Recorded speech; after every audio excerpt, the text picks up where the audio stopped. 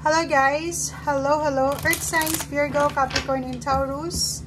Welcome dito sa aking channel, sa Palaran 888. Welcome! Alamin natin guys kung anong messages, vibration, gabay, energy, para sa inyong lahat. Okay, nako. Ikaw ba ay in a relationship or pwedeng in a relationship to eh? Kasi if nasa relationship ka ngayon, may asawa ka, may boyfriend, may girlfriend, may ka-live-in partner, pwede kayong makaranas ng temptation sa relationship nyo. Pwedeng dumaan ang relasyon nyo sa pagsubok sa araw na ito. Like for example, may asawa ka. Pwedeng yung karelasyon mo o yung asawa mo ay may nagkakagusto. Gustong pumasok. Nag-offer siya ng love. It's either single siya or may asawa din. Or pwedeng ikaw, the other way around, ikaw yung nakaka-experience ng third party. Or pwedeng may nagkakagusto sa'yo. So, ingat-ingat ka kasi posibleng sa araw na ito, makaranas kayo ng mga mountain. Mahirap na sitwasyon. Hagupit ng temptation, hagupit ng problema, or posibleng mga unexpected na hiwalayan, unexpected na pangyayari, lalo na sa relationship.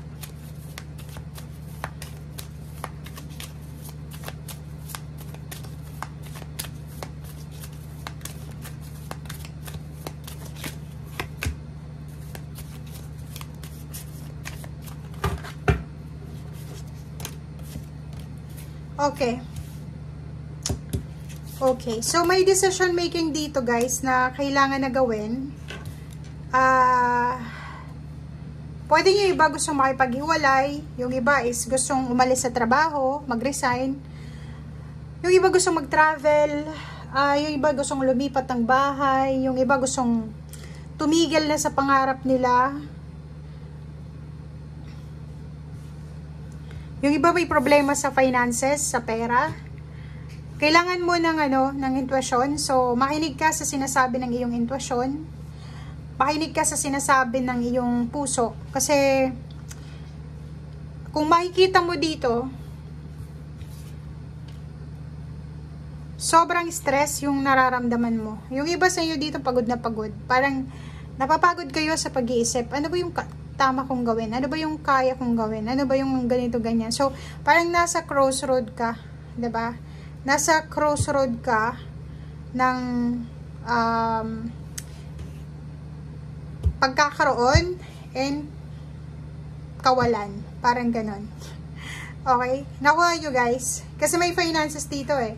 It's either may trabaho ka ngayon, tapos bigla kang nakapag-isip na bakit kayo hindi ako mag-resign. Diba? Magpahinga. Pag nagpahinga ka, wala kang sweldo. Mamumroblema ka sa pera. Kung ituloy mo lang yung trabaho mo, may sweldo ka every month, 'di ba? Parang gano'n. So, nakikita natin dito na hindi lang sa relationship, kundi sa usaping trabaho, career, pwede din kayong magkaroon ng mga indecision.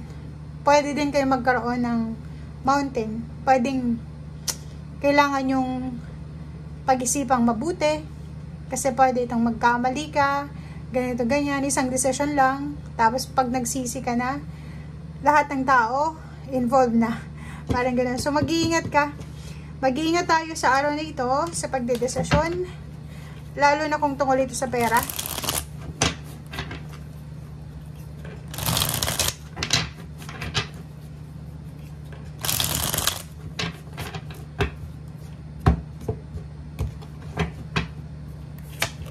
Okay, so, tube 1, so, ganun din eh, diba?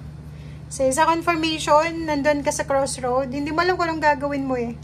Ang dami mong gustong gawin, pwedeng travel yan, gusto mong puntahan si ganyan, si ganito, pumunta sa ibang lugar, ganyan, ganito, so parang ganun.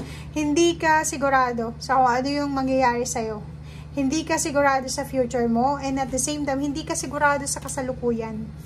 Oh, tingnan mo. Decision making to. Nandun ka sa crossroad eh. Nahirapan kang mag-decide. Lalo na kung etong decision making na to is tungkol sa pera and tungkol sa pamilya. Parang breadwinner ka ba? Napapagod ka na sa kakatrabaho. Pero alam mo yung consequences dito eh. If tumigil ka sa pagtatrabaho, mawawalan yung pamilya mo ng suporta. If tuloy lang yung trabaho mo, magiging maayos yung pamilya mo. Mapoprovide mo yung lahat ng gusto nila. Pero parang nakikita ko siya dito, nakakaramdam ka ng pagsuko. Nakakaramdam ka ng,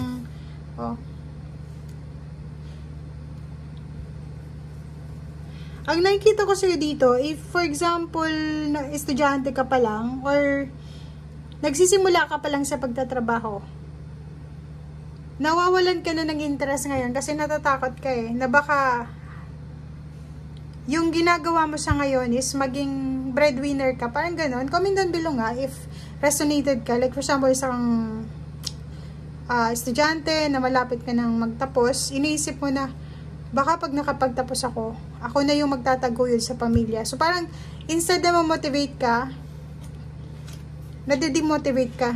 Kasi gusto mo ng freedom eh, gusto mo ng malayang buhay.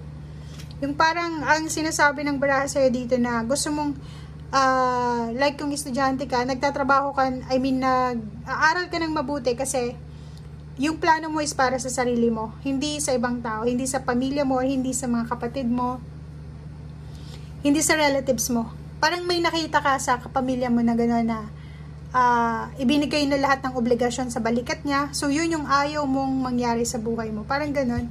Comment down below kasi ang daming crossroad mo dito. Nakikita ko sa'yo dito, excited ka sa success na parating sa'yo. Kaso lang, natatakot ka sa obligasyon na pwedeng iatang sa balikat mo. Kaya nag-iingat ka eh, 'di ba? Nagpapakatotoo ka lang naman sa sarili mo.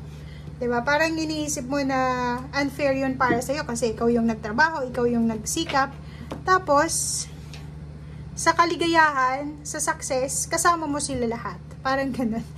Parang may nararamdaman tayo ditong selfishness. Pero may konti din na self-love eh. Kasi parang may nakita ka na eh. It's either kapitbahay mo, kapamilya na nagtrabaho siya, nag-aral siya ng mabuti, and nung meron na siyang pera, lahat ng kapamilya inaasa na sa kanya. Lahat. And after makuha lahat sa kanya, iniwan siya, and then at the same time, binakastab pa siya, siniraan pa siya. So, parang yun yung ayaw mong mangyari sa buhay mo. Gusto mo, if ever na maghirap ka, may kasama ka. And pag nagtagumpay ka din, dito sa positive side, kasama mo rin silang magtagumpay. Parang ganun nakikita. Nakakaloka yung baraha mo, paki-comment sa comment section. Ang gulo. Okay? So, thank you guys and see you again. Bye!